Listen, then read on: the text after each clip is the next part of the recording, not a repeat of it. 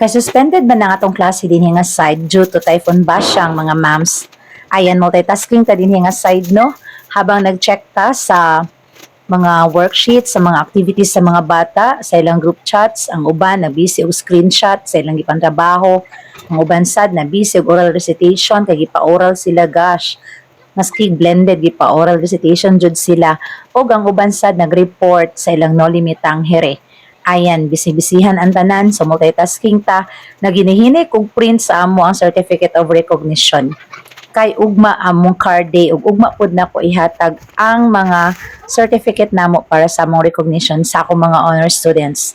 Ayan, ubay-ubay sa datong mga honor students no, 33 ka buok, ubay-ubay sa dang atong printahan ani nga mga papel para lang malipay sila sa amuang reading of honors tomorrow. So mao to nahuman na akong adlaw karong panahon na. Mao lang to akong chika bye sa inyong tanan.